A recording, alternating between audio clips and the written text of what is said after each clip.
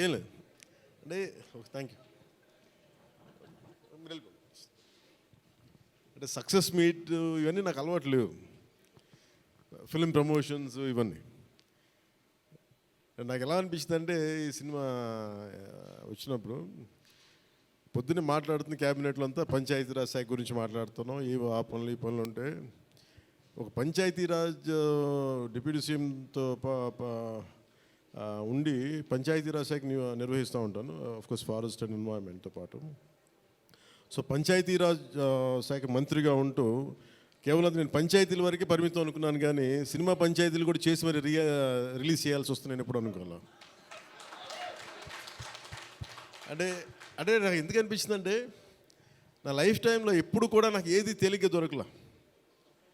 ఒక చిన్నపాటి అచీవ్మెంట్ కావచ్చు, ఒక నేర్చుకోవడం కావచ్చు, మేబీ అందరికీ ఇదే ఉంటుందో నాకు తెలియదు, కానీ నాకు ఏది కూడా ఏమంటుందని వడ్డించిన విస్తరి కాదు నా జీవితం. ఇప్పుడు అన్నీ కింద పడి ఇన్నాళ్ళకి పోనీ మనం డిప్యూటీ సీఎం అయ్యాం, సినిమా అలా రిలీజ్ అవ్వాలి కదా అని 70 రిలీజ్ అవ్వాలి. ఎంత అంటే ఎన్ని ఇబ్బందులు పడాలి, పంచాయతీలు చేయాలి, ఇవన్నీ చేస్తే నాకు ఒకసారి అలసట వచ్చేస్తాయి, నిద్రలేదు గత వారం రోజులుగా. నా జీవితంలో అది నేను ఆల్మోస్ట్ ఫిల్మ్ ఇండస్ట్రీకి వచ్చి almost close to 28 to 29 years. ఇన్ని సంవత్సరాలు మాట్లాడిన దాంట్లో మొన్న 2 days ఈ సినిమా గురించి మాట్లాడిన దాంట్లో కనీసం 10% కూడా మాట్లాడి లాస్ట్ 28 ఇయర్స్లో. అంటే నాకు ఒక్కోసారి అనిపిస్తుంది అసలు సినిమా ఎవరితో మాట్లాడకూడదు, ఒంటరిగా ఉండాలనుకున్నాడేమో. నేను ఇలా పబ్లిక్ లైఫ్లోకి వచ్చాను. అసలు సక్సెస్లకి లేదా అన్నిటికీ అతీతంగా ఉండాలనుకుంటే నాకు భగవంతుడు నా చేత ఎలా చేయించాడంటే కూర్చోబెట్టి నీ సినిమా నువ్వు కూడా ప్రమోట్ చేసుకునే పరిస్థితికి తీసుకొచ్చాను నేను. ఇది నాకు చాలా ముందస్తుగా చాలా ఆనందాన్ని ఇచ్చింది, ఒక బాధ్యత తీసుకోవటం.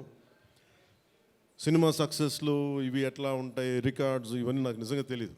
నేను ఎందుకంటే అవి ఎప్పుడు తలకెక్కించుకోను కూడా. అది మంచి ఉన్నాయి, దాంట్లో పోయినవి ఉన్నాయి, హిట్ అయినవి ఉన్నాయి. ఇప్పుడు ఈరోజు ఈ సక్సెస్ కానీ ఇవన్నీ ఇది ఏ స్థాయి ఎలా అనేది నాకు నిజంగా తెలీదు యాజ్ టైమ్ అన్ఫోల్డ్స్. కదా ఒకటేమనిపించిందంటే ఫర్ ఏ వర్క్ అయినా సరే there is always a room for improvement. Definitely that will be considered, that will be taken forward and so. నాకు ప్రత్యేకించి క్రిష్ గారు కానీ మన ఏం రత్న గారు కానీ సబ్జెక్ట్ తీసుకొచ్చినప్పుడు నాకు ఒకటే అనిపించింది, ఇది ఎలా చేయగలం. ఎందుకంటే పీరియడ్ ఫిల్మ్ నాకు ఎప్పుడూ డౌట్, నాకు బేసిక్ అంటే ఎలా చేయగలం, ఎలా సాధించగలం అంటే they came out with good concept. కొంత గుడ్ ఆర్ట్ డైరెక్ట్ని తీసుకున్నారు, మన తోట తరుణి గారిని ఇనిషియేట్ చేశారు. ఎఫెక్ట్స్ ఎలా వస్తాయి అనేది they might be some glitches, I don't as అంటే ఇంటా ఉంటే నాకు అనిపించింది గ్లిచెస్ ఉండొచ్చు, మేము that will be corrected, that's not an issue. కాకపోతే ఏంటంటే మోర్ దెన్ ఎఫెక్ట్స్ వీటన్నిటికంటే కూడా ఒక emotional engagement to a story.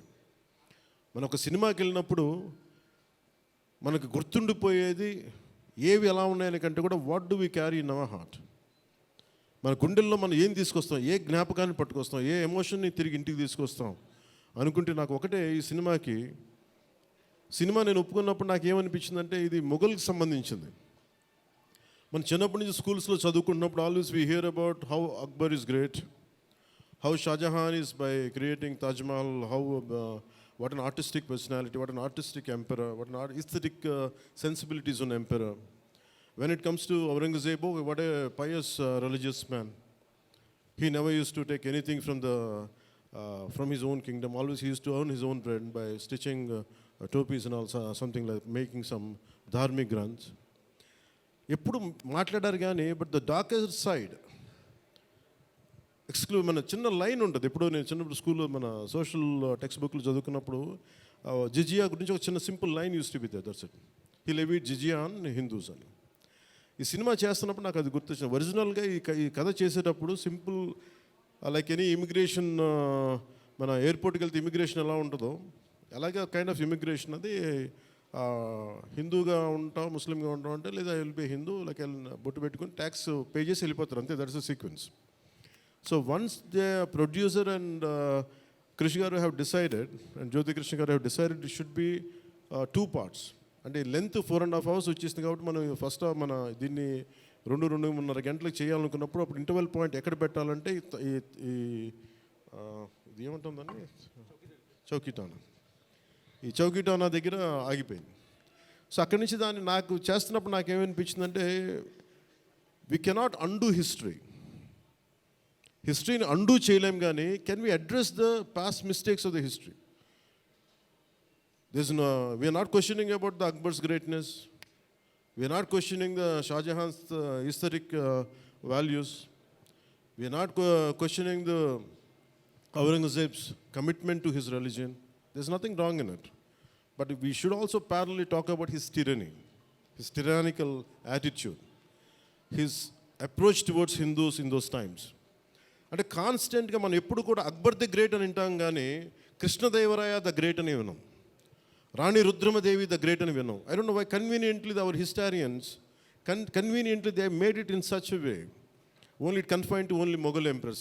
Tippi kodite Mughals ruled only for 200 plus years, whereas Chalukyas, whereas Pallavas, in Kakatiyas, Vijayanagara Samrajya, there were hundreds of years. కానీ ఎందుకు అది వారి history, మన హిస్టరీ రాసిన వాళ్ళు మన రాజుల పైన చిన్న చూపు చూశారని చెప్పచ్చు. They belittle rest of the dynasties when compared to Mughals. ఇది ఎక్కడో back in my mind it used to be there.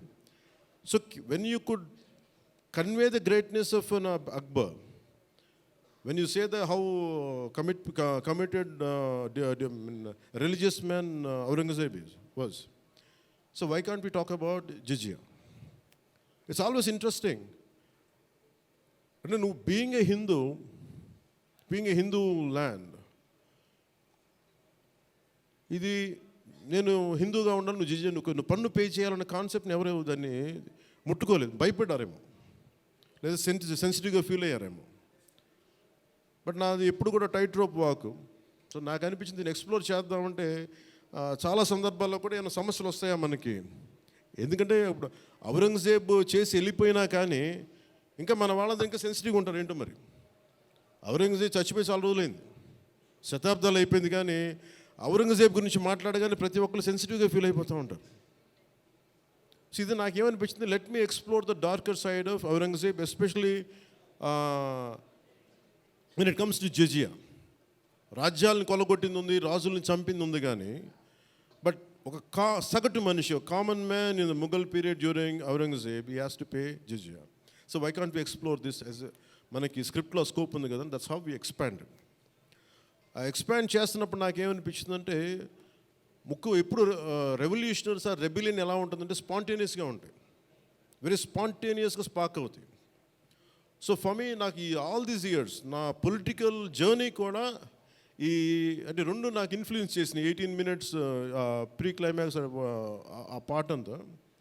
One is mainly my background in the martial arts and my technical understanding of cinema, technical aspects of cinema.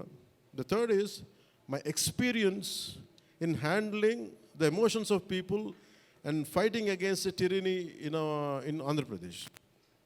So maybe all this rolled into one. That's why the climax had been appreciated quite well. Andaru nachi adokati repeated అది నాకు చెప్తున్నప్పుడు నాకు నిజంగా చాలా ఆనందం కలిగింది. ఎందుకంటే ఒకసారి ఇది ఔరంగజేబ్ చేసిన దాన్ని హిస్టరీలో ఎంతసేపు వైట్ వాష్ చేశారు. మొఘల్స్ చేసిన దారుణాలందరినీ, ఔరంగజేబ్ చేసిన దారుణాలందరినీ అసలు మనకు తెలియదు.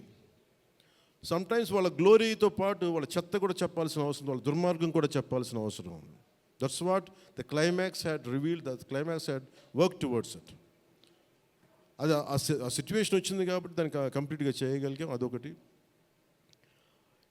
మెయిన్. నాకు ఈ సినిమా ఇన్ని ప్రాసెస్లో నేను ఎప్పుడు సినిమా గురించి నేను ఎప్పుడు టెక్నికల్గా నేను యాక్చువల్గా I'm quite reluctant hero, keep on saying this word. I'm least connected to, I like stories, I like to watch cinema, I'm avid film watcher. బాగా చదువుతాను, నవల్స్ చదువుతాను, కానీ ఎప్పుడు నేను హీరోగా ఎప్పుడు ఊహించుకోలేదు. బట్ కాలం, డెస్టినీ నన్ను ఇలా తీసుకొచ్చింది, పాలిటిక్స్ తీసుకొచ్చింది. But my constant commitment is only one thing, no matter what you do, మీరు ఏవి చేసినా, I want a part of myself should be able to help the cultural integration of our country, the cultural integration of Bharat. I'm deeply committed to that part. అలా అని చెప్పి it is not about Hindus, it is not about Muslims, it's not about that. మీరు చూస్తే climax అంతా it is good versus bad, good versus evil. ఒక టిరానికల్ king మీద తిరగబడిందే ఉంటుంది. అంతేగాని it is not about stroking the tensions, it's not about stroking the fear. ఆ aspect, ఆ యాంగిల్లోకి తీసుకెళ్ళదలుచుకోవాలి.